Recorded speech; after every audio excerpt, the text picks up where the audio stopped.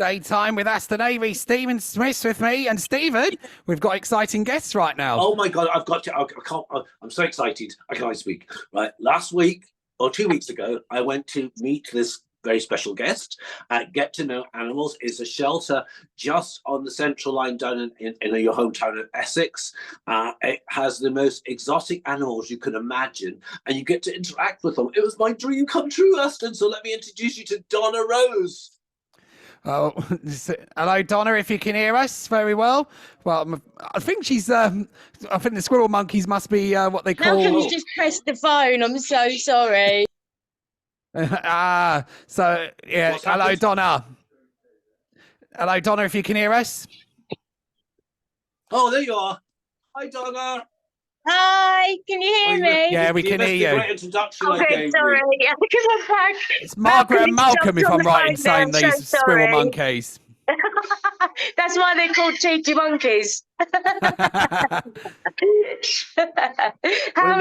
were going to have Macaulay Culkin, who talks more than Aston's mum. What are squirrel monkeys called? This one's Malcolm. Malcolm. Oh, that's the one I know. Malcolm. Margaret, but she's a bit more shy. Oh, she'll come round. Oh, hello. Do you remember me? I got Aston. I got to feed this monkey. Oh, you got to feed Malcolm, did you? So. Yeah. Listen, I mean, I have told everybody that wants to listen and bored them with the story of coming to spend time with you. I was so lucky and so honoured. Can you tell us a little bit, for those that don't know it, it's not a zoo. It's not. No. How do you describe it? We are specifically a rescue centre for exotic pets, basically. So we've got everything from these little guys to an alligator, to birds, to cute furries, to reptiles, snakes. We've even got stingrays. We've got like aquatics. We've got like animals you've never heard of, probably, like a losing giant cloud rat or skunks, hedgehogs, everything. So whatever you can legally have as a pet, we basically take in, so people that haven't been able to look after them properly. I just got to say, the insanity of it. Who on earth gets these animals as pets? Lots of people, many people have them as pets. People just think it's a really good idea. And it's a really bad idea. It's a really bad idea, yeah. Well, listen, the people coming down, I mean, it's simple to get to. You go to, you get the Central Line down to you. What's in your station, is it? Yes, the Central Line is our nearest station, so Thaden Boys is probably our nearest, or it's a sort of cab ride from Loughton as well. Yeah. So people that come, they're coming. What do they pay to come and see the animals? Well, there's various packages, isn't there? Yeah, so we basically, there's an entry fee. So it's only £10 for adults, £8.50 for children. Yeah. Obviously, every single penny goes to these little creatures. And then if you want to do, obviously, because of all our animals are from domesticated backgrounds, they're very used to being handled by people. As you know yourself, they love the human interaction. So then if you did want to handle any animals or meet any of our little creatures, you can just basically pay as you go when you've decided who you want to meet. So there's various prices starting from £3.50 right up to the ultimate handling, which is £100, where you get to meet everything. But we're doing some really great shows at the moment. It's only £25. You get a 1 hour animal handling show where you get to hold about 10 to 12 different animals. And then you get free entry into the zoo after as well. So it's literally the best value in the whole country. And all the you've got to stress here, this is not a profit-making experience. It's all the money goes to the animals. Every single penny goes to the best care, the best food, the best bedding, the best medical treatment, housing, lighting, heating, every penny. Yeah. I mean, Donna, I was really impressed when I came in how you'd rehoused was it an alligator or a crocodile? I'm sorry, I've forgotten. Yeah, alligator Lacoste. Yeah. I mean, it had been in. I think we can explain to our listeners. It had been in this much water, hadn't it? Yeah. She was only kept in a 6-foot fish tank with literally about that much water just so her feet were wet, and obviously very, very, very quickly outgrew it. We custom built the whole enclosure for her, and the first time she went swimming, it was one of the best moments of my life. We put her into the enclosure, and she sort of was at the bottom. You know when you like tiptoe in the swimming pool because it's too deep, head above, and then one leg went up, another leg went up, and then she suddenly started like floating, and then she just took off, and there was like a massive smile on her face, and she just started swimming, and it was incredible, absolutely incredible. But so you mentioned how you raise funds for the zoo itself here there, Donna, as well. But how do you find animals to go into this zoo?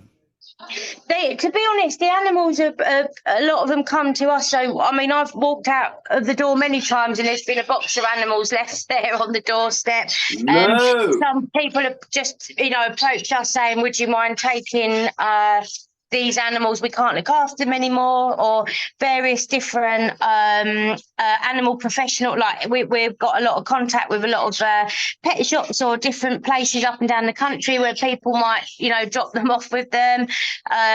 There's so many different ways. So we're in touch with a lot of rescues as well that might contact us if they can't home. So lots and lots and lots of different avenues, to be honest. One of the other things that's quite interesting, it's so difficult to explain the experience to everyone, but one of the things I got out of it is I have a huge rat phobia. Yes. And I just, and mice. I only have to see one and I'm across the road. I saw one on the tube the other day and I was frozen. I managed to take a picture of it. But one of the things you told me was, and I'm not sure I'm over my rat phobia, but you introduced me to a lovely rat called, what's his name, Little Mouse? Baby mouse. Baby mouse. Baby mouse, And explaining about the rat to me really helped my phobia. I mean, do you find people? Absolutely. You're not alone in your phobia. Most people are terrified of them. And the way I explained it to you is that obviously we're conditioned to be scared of rats because of the street rats. Which, to be honest, have a different scientific name, different biology, different temperament. It's like comparing a chihuahua or a cockapoo to a wolf or a fox. They're just totally different animals altogether. That our pet rats are actually stemmed from lab rats, which are the most sterile, cleanest animals on the earth. And the way I call them my shoulder dogs, because they literally sit on your shoulder the whole. They're the best friends you'll ever have, and they've got the same character, the same emotional intelligence, the same cognitive intelligence as a dog. And you can teach it probably more tricks you could teach a dog if you want, but it knows when you're upset, when you're not well. It will come and comfort you. Interesting. I know one of my friends. She works in the theatre, and there was a rat in the dressing room, which I would have moved out of the theatre, and she took it home, and it became a pet. To my horror, and she said it would greet her when she arrived home, and it would. Obviously that was a street rat as opposed to a lab rat. I think the street rats, of course, they can.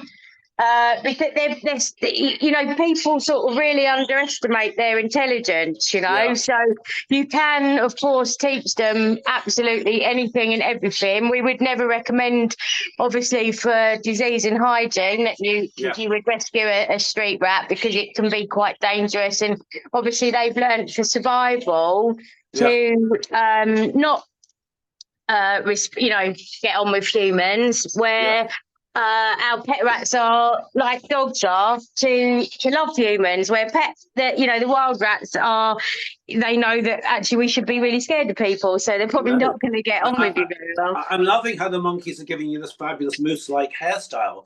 This is the worst hair day of my life. So, Donna, what was your first animal? Can you say that to our listeners? Well, my very first animal would have been my dog that was there when I was brought home from the hospital when I was born, and she thought I was a little puppy and used to lick me and look after me, and that was where my whole love of animals came from, really, from dogs from when I was born.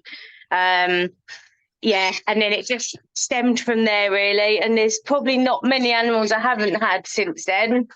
Well, you know, one of the other things is, with the experience, I'm just raving with this place, is you learn about the animals. And one of the things why I was surprised at, you said, I didn't get a hand on the big snakes, Aston, because they were being something was happening to them anyway. But I got a couple of snakes around me.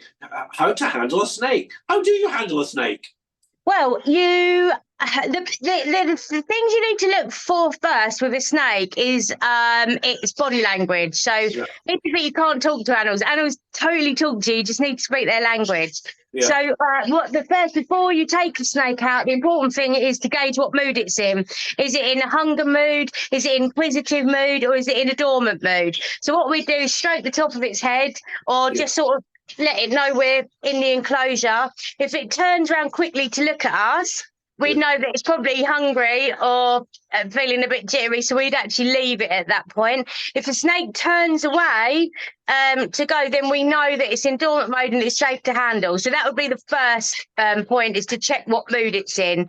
If it's in a good mood, wants to come out, then they're pretty robust, to be fair. So obviously avoiding the head, because they've got heat sensors on the mouth, and they go by smell. So if something warm and smells nice comes to its face, it could be inclined to strike. So we'd always go from the middle of the body, supporting it. And to be honest, I like to wear it like around my neck, because they get the heat from your body that way. Keep nice and warm. Obviously they're cold-blooded, so I would say, look, wear it like a beautiful Michael Kors scarf.